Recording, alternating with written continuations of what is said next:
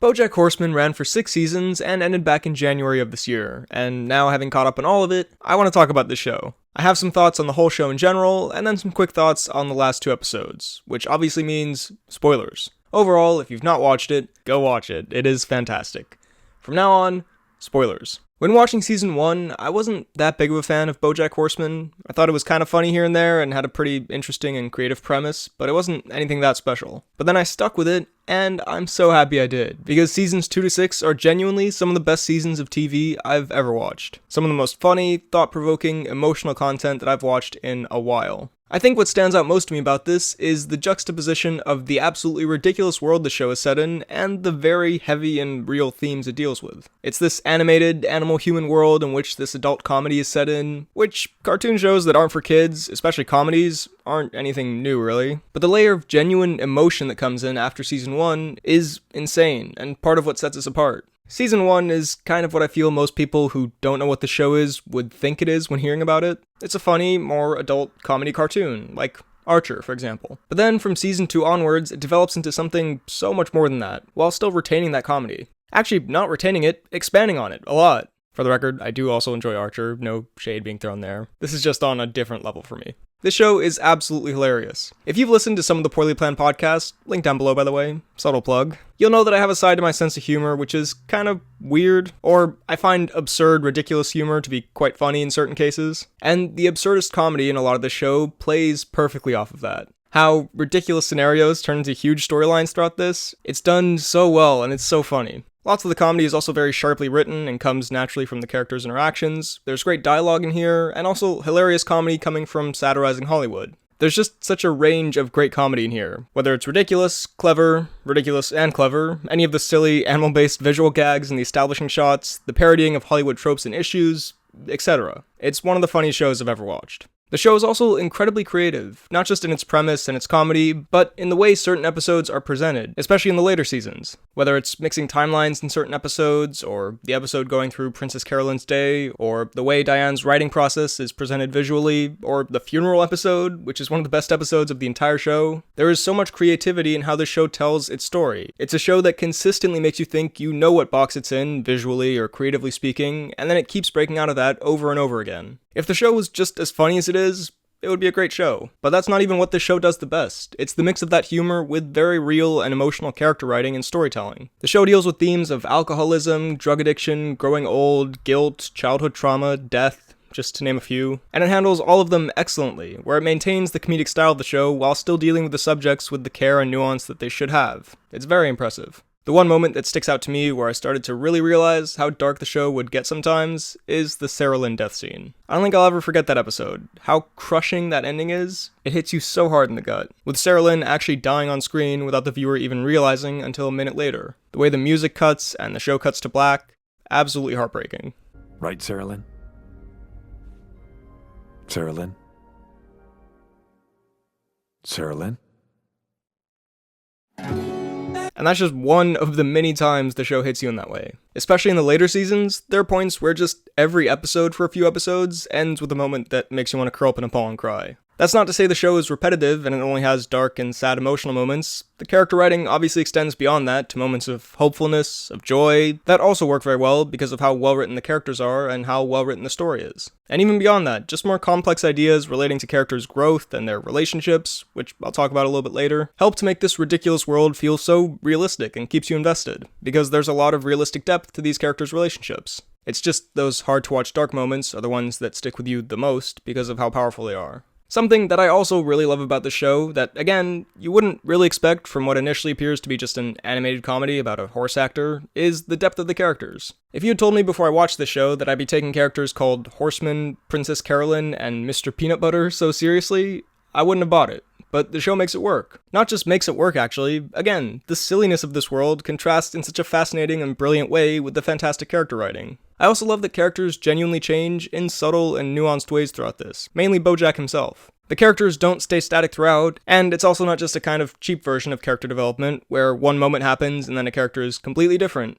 The characters slowly and naturally morph like real people, which makes you care about them so much more as characters. And again, is so impressive for a show that is also a funny, crazy, absurd comedy. Things coming up from previous seasons, especially in Season 6, also helps to make the world feel more realistic, and like the more serious actions of these characters have consequences. The more lighthearted comedy plotlines are mentioned throughout in more of a joking way, but the actual serious actions, of Bojack especially, having implications throughout the show, again helps to build a deeper world for these characters. And the layers to the characters are also very interesting, especially with Bojack, in that he is pretty objectively a really bad person. Or horse, I guess. He's done some horrible, horrible things. And the thing is, because we follow him through the show and learn more about his childhood and grow to like him and feel sorry for him in some ways, you feel like you understand him and are rooting for him to find peace and happiness in his life. Which is why in Season 6, when he starts to, it's also tough to see what he's done in the past come back to haunt him. But on the other hand, which is exemplified pretty well when the talk show host is laying down a lot of the things he's done, you can't deny that he's done lots and lots of terrible things. And so it creates a much more nuanced character where there isn't really a black and white or easy way to view him. Like, he was bad and now he's good, or all that stuff was just a misunderstanding, or realistically, there are multiple layers to him. Of bad, of good, of things to be disgusted by, of things to sympathize with, which makes him a much more interesting character to follow. The ending of the show really stayed with me for a while. I was wondering how they would end this, and given how dark the show got at times, it really wouldn't have surprised me if it did end with Bojack's death. In fact, I think I was picturing something like that penultimate episode to be how it would end. But in another way, it makes sense that they didn't do that, because this show has consistently defied storytelling expectations, and Bojack dying like that, and that being how the show ends, is almost too predictable, or story-like for the show. The fact that the show's message isn't, oh, everything works out in the end, but also isn't, then Bojack's problems get the best of him and he dies, but is rather, life just keeps moving on, is brilliant. Most of the side characters get happy endings, and we get some nice final moments between Bojack and some other characters, but after this episode, Bojack goes back to jail, and then he gets out, and then life continues. There's no happy ending, or even some kind of poetic ending. Life just goes on. This line... Sometimes life's a bitch and then you keep living. Yeah. Sums up the ending perfectly. It's an ending that I wasn't expecting, but works fantastically for the show, and stayed with me for a while. If we can talk about the penultimate episode real quick, that is the first TV episode, or movie, or whatever, that has made me cry in a long time. I feel like I used to tear up more often in movies and TV shows. It happens sometimes nowadays, but not as much as it used to.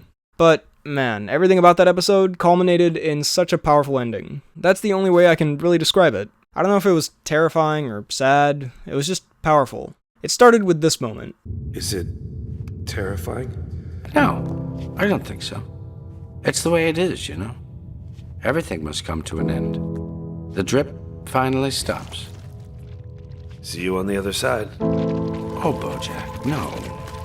There is no other side. This is it. Just Jesus. The existential question of there being anything after death being answered with an answer that could be seen as both terrifying or calming, plus that piano music that they use throughout the series that just makes every emotional moment that much more emotional, makes for such an impactful moment. And then add on top of that the final moments when the tar gets to Bojack as he talks to a version of Diane in his head, cutting to the sound of his heart rate flatlining. I was just sitting in my chair staring at my computer for a while afterwards. Yeah. My day was good. And I just started to tear up. It works so well because of how well developed this character and his journey leading to this specific moment has been, the interesting philosophies the show had previously explored and explores in this episode, and how well executed this episode of Bojack being in between life and death is. That entire episode is one of the best episodes of television I've ever watched. The premise is fantastic, it's a brilliant and creative way to convey what's in Bojack's mind and heart in these seemingly final moments of his life, and the number of subtle details that help to tell the story visually is astounding. I thought I picked up on a lot, and then I watched videos about it and read comments, and realized there is so much more that I didn't even notice. If you're a fan of this show, I highly recommend watching some analysis videos. There is so much that goes into telling the story, in pretty much every episode, but especially this one. I gotta say, one of the only things I don't like about Bojack Horseman is that it's virtually impossible to explain to people. I've recommended this show to so many people, and when they ask me what it is, I try my best. I'm like, well, it's this washed-up celebrity who used to be in a sitcom in the 90s, and is also a horse, and lives in a cartoon world with humans and animals, and it's very funny, but also very deep and deals with incredibly heavy themes. And usually their response is, I'm sorry, did you say he's a horse? Also, when I say that's one of the few things I don't like, I don't actually dislike it, because it is such a creative and bizarre premise that helps the show stand out. This story really could only be told in this strange, unique way. Overall, Bojack Horseman is one of the best TV shows I've ever watched. Its incredible mix of humor, emotion, well-developed story and character writing, creative animation, and so on makes it something truly special, and I cannot recommend it enough. First season is a bit meh, but pretty much everything after that is spectacular. So, those are my quick thoughts on Bojack Horseman, little mini review for you. What did you think of the show if you watched it? And what did you think of the finale? Let me know all of your thoughts down below in the comments. While you're at it, be sure to like this video, check out my Instagram and Twitter at BHL_Hudson, and subscribe for more videos like the one you just watched. Thanks for watching, and I'll see you next time.